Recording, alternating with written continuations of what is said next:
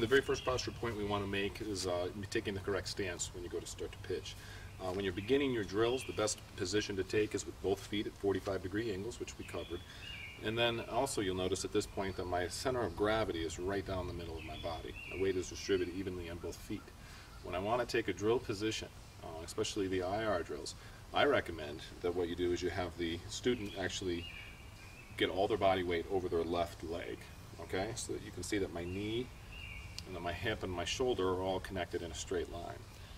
And the same thing applies on the back, okay? That my knee, my hip, and my shoulder, albeit slightly angled forward, are all connected, okay? And so a lot of people call it stacked, but what we want to make sure that we don't do is get so wide in our base, okay, that we end up having our knee behind. It makes it a lot easier to develop a very poor posture at that point.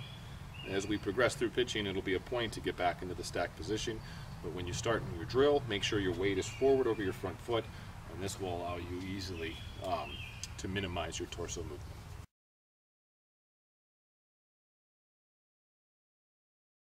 And one of the things that I see a lot of young players do incorrectly is they get real pushy-pulley. They tend to send or push their bodies in directions of the ball. So when you're throwing and learning to throw, really recommend that you stabilize these four corners. Don't allow them to make any types of movements whatsoever. Is to make sure that we're isolating the movement for what it is. So for instance, for lock it in, we're not going to start up here and create more movement than we need. Lock it in, what we're going to do is drop our hands to our sides, turn our hand out, and go. Okay? Our go is to here. It's not a bend of the elbow, it's a reach back. Hand the ball to someone behind you and then throw it through. Okay? Start here, relax, hand the ball, throw it. Okay? From the side, if our posture is correct and both of our feet are at 45s, all right, it's going to look such as this. All right, all the way through. Here, all the way through.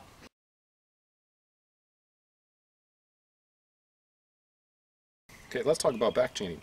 Back chaining is performing the motion backwards. It's really important that you take advantage of this because it allows for you to get 2 repetitions for the price of 1. Okay, so hands comfortably relaxed to my side, turn my hand out a little bit to start here, okay, and then from here we bring back, and then we bring forward right to where we came. Reverse chain, forward chain, okay? Reverse chain, forward chain.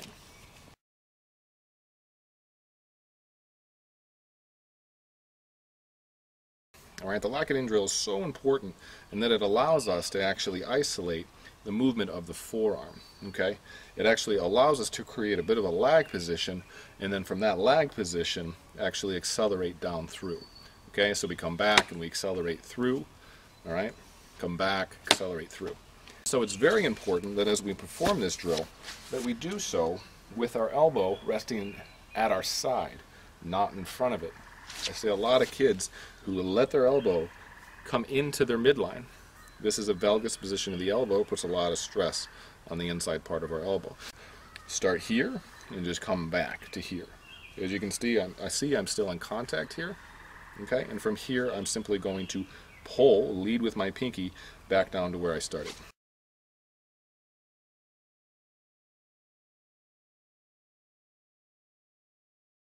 Starting position is your arms relaxed at your side, feet 45-degree angle. You do not want your feet too far apart. Put them nice and close together, shoulder width apart. Get your weight over your front foot by lifting your right heel. This is starting position, relaxed and comfortable. Your go position is simply turning your wrist out and handing the ball backwards to someone behind you.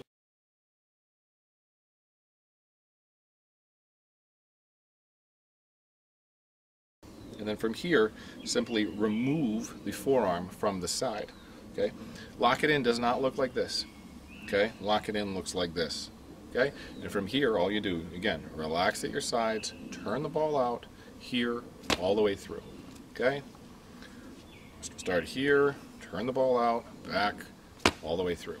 Okay? The goal is not to have any pauses. The goal is to be able to lock it in, all right? Without any pauses. We go back to go forward. It is not bending the arm up, okay? This is wrong, because what it ends up being something that looks like this, a sidearm throw, okay?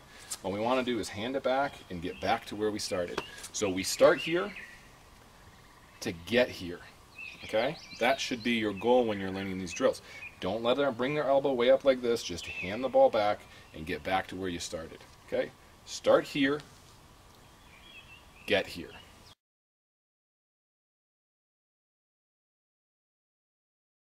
The whole point is that if we start here, okay, our goal is to get back there. So we start here, get back there, okay? Start here, get back there, okay? Start here, get back here, okay?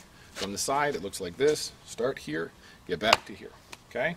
Start here, get back to here, okay? Do yourselves a favor and videotape your kids performing these drills. And what I think you'll find is that kids cannot tell time at all. All right, so what I see most kids do is I'm saying, hey, let's do lock it in. And they're like, okay, here we go, lock it in. Let's not lock it in, okay? Let's do 9 o'clock. Okay, here's 9 o'clock. That's not 9 o'clock. It's very simple. 6 is here, directly underneath my shoulder. Okay, the clock is a reference to our shoulder. So 6 o'clock is here. Okay, 9 o'clock is here. 12 o'clock is here. And 3 o'clock is there. Okay?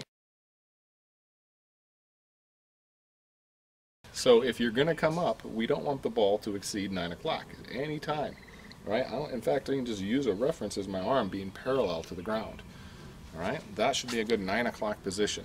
As far as you need to go. Hand the ball backward, bring it forward. Okay? Hand the ball backward, bring it forward.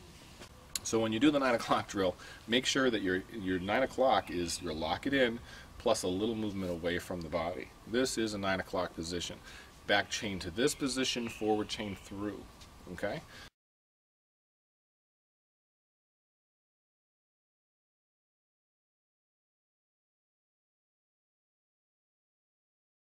Once your daughter has made the progression to actually learn the proper positions of how far to go in the chain and how to start correctly, okay?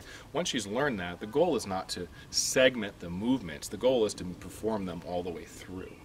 All right?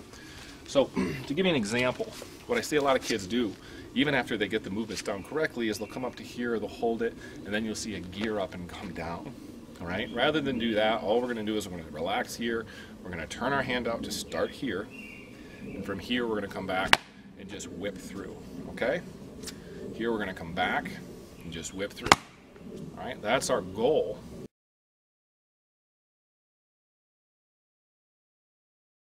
Isolate the bottom part of the circle. It's the whip. It's the most important part.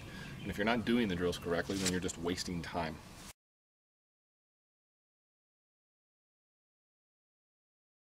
When you do Liberty or Show It, let's go to Show It. Show It's another one that's very common that you'll see kids wrap the ball in front of their body. When I wrap the ball such as this, I'm creating a movement of my shoulders in this direction, okay, to which I will counter-rotate the moment I begin to start. When I throw with kids with Show It, my intention is not to allow their hand ever to get beyond 12 o'clock. So 12 o'clock would be here all the way down through to here. Okay? So 12 o'clock is here, not here. 9 o'clock is here, not here. All right? Lock it in is here, not here, or here.